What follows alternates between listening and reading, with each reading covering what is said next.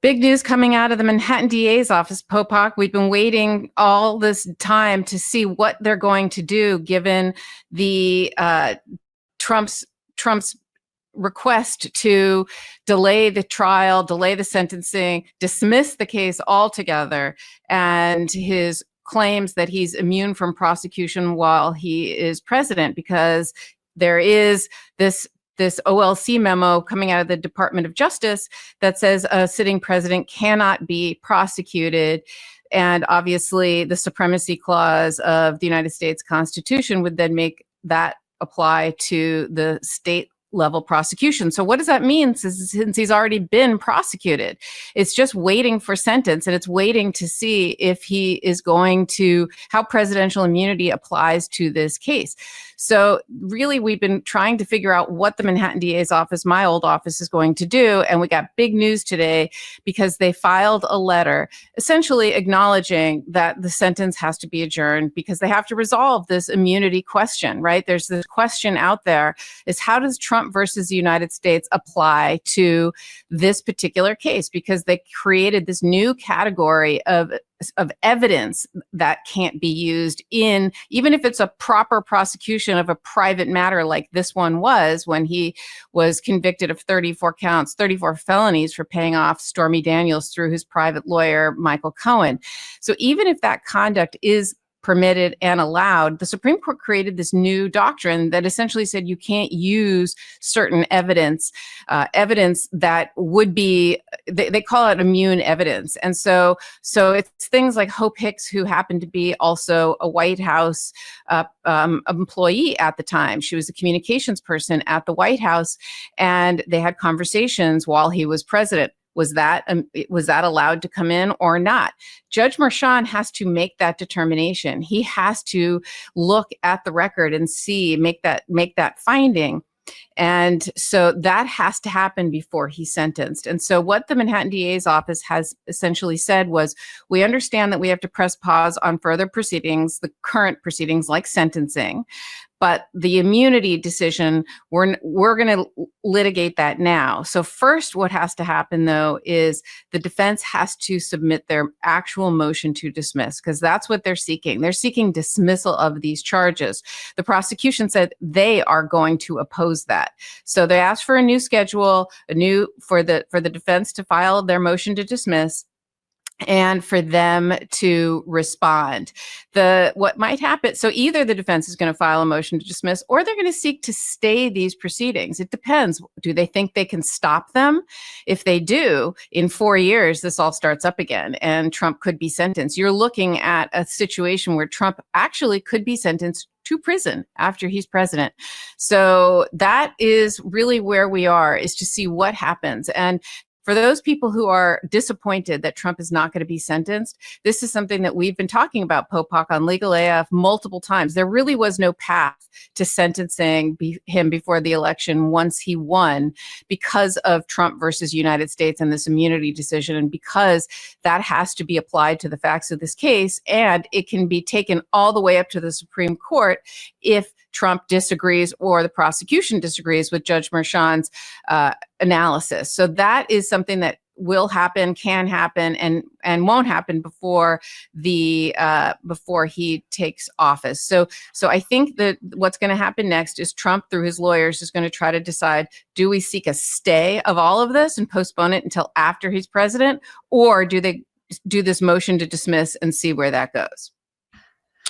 Yep. So the way that your old office wants to handle it is they want to have a full briefing on the issue of the motion to dismiss on presidential office kind of immunity, and they want that all briefed by the 9th of December, and have the judge make an ultimate ruling on that, along with the immunity decision that we were waiting on the 12th for the judge to issue his immunity decision. I'm sure it's already written.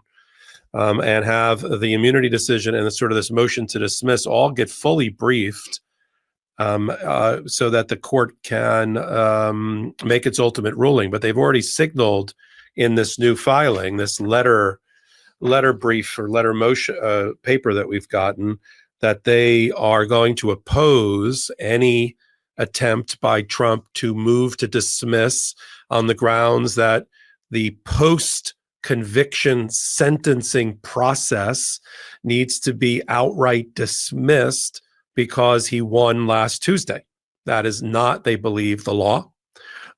Even the law as it relates to the prosecution of a sitting president. This is not the prosecution of a sitting president. This is at best, as they refer to it on page 2 of their filing, this is a temporary immunity from prosecution, but does not require the dismissal outright of post-trial criminal proceedings. Instead, they're going to argue, you can see it coming, that the sentence should be imposed at some point after we get over motion to dismiss and immunity grounds and other grounds. If we get past that, they're going to argue that he should impose sentence, but defer the sentence until after Donald Trump is done with his day job as the next president of the United States. Meaning, as you outlined, Karen, he would go to prison in 2029 after he came out, if not earlier. And so I don't think their argument, as far as I read this, is going to be postpone the whole sentencing process until 2029. It would be sentence, but defer.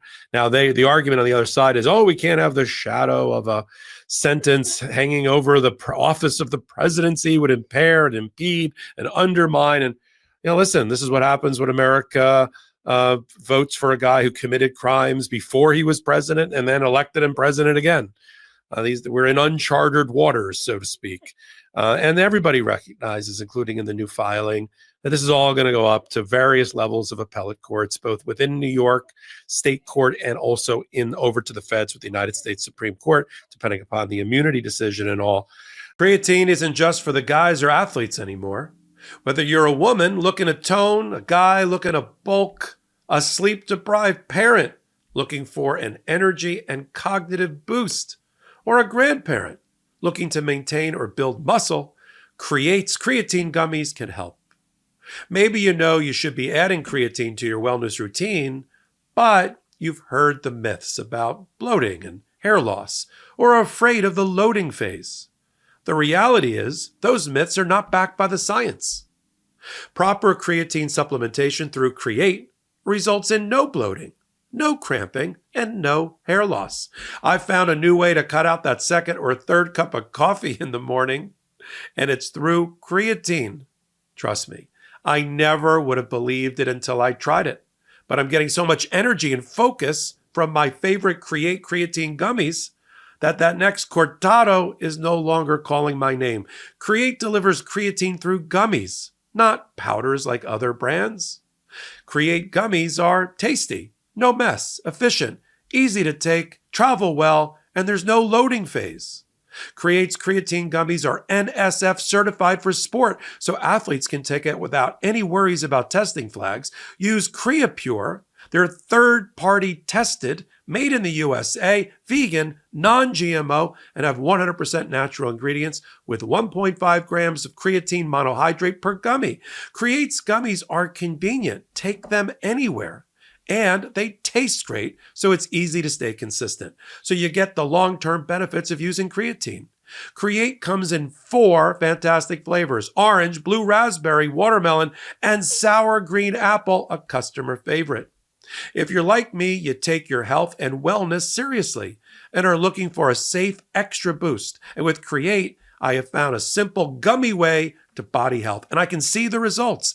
Get 30% off any subscription or one-time purchase of Create 90-count bags at trycreate.co/legalaf. That's trycreate.co/legalaf for 30% off your order. So they agree, the reason for this kind of bombshell report is that the judge, just to remind people who are kind of new to this story, that a week ago, when we were expecting the decision on the 12th about immunity and the sentencing on the 26th of Donald Trump, We got instead off the weekend an exchange of emails between Todd Blanche, who has been nominated to be the Deputy General Counsel of the United States and could take the top job if Matt Gaetz goes down in flames. But he's still on letterhead as the criminal lawyer for Donald Trump. There was an exchange of emails between Emile Beauvais, assistant to the Deputy General Attorney General in the Trump administration, writing to the lawyers for the Manhattan DA's office saying, we're going to move to dismiss. We're going to move off what happened on the election day. We think the Presidential Transition Act, even though we're not complying with it, is in play, and it impairs, it impedes the presidential powers. And so we want you to agree to delay everything. And they came back and told the judge, we think this should be briefed. We think you should not issue your decision on immunity on the 12th, and he didn't. The judge says 10 a.m. on the 19th, gentlemen. And we just got our hands on it because it took a while to get through a process and get posted to the public docket. But today was the day that the government, the DA, had to take its position about what should happen with sentencing, what should happen with immunity, and what should happen with the motion to dismiss that the Trump wants to file with his lawyers if the DA doesn't want to agree to dismiss. And so now we have our answer. They're not going to agree to dismiss. They want full briefing on the issue of the motion to dismiss to be filed, not yet filed. They want a hard deadline for Trump's lawyers to file that motion to dismiss. They want a hard deadline for the DA's office to respond to it and have it fully briefed in front of the judge. They don't want the judge to do anything else in the meantime. And because sentencing, they know, is fraught with all of these constitutional and immunity issues that'll go up on appeal, they're like, yeah, let's just stay everything, forget the 26th, but we will. They sort of telegraphed and showed their bottom card of the deck of what they're going to argue when they said, we see this as a temporary immunity issue at best. And one day, Donald Trump won't be in office any longer. And that day, we know when that day is. And that's when we can deal with things like sentencing and the like. So I think it's I want to hear your opinion because you were in the office. I think it's a very judicious, sober approach. I would be shocked if it was anything other than this. My question for you to end it is, do you think he ultimately is able to sentence and defer until the 29th, or the whole sentencing process gets deferred until 2029? That's a great question. So normally what has to happen is all of these post-verdict motions have to be resolved before you can move to sentence.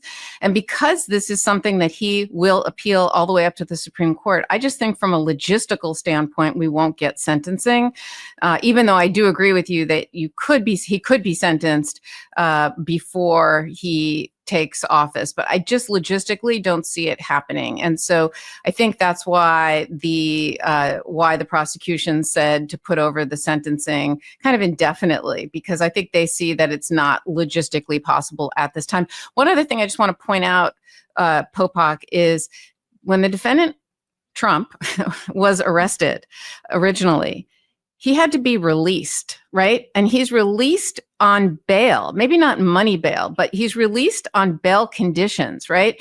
So there are conditions of his release. He's still under supervision of the court in essence. So it's just very strange that he is going to be a sitting president who is going to take office while he is essentially on bail. So I just think it's a really weird position for him to be in.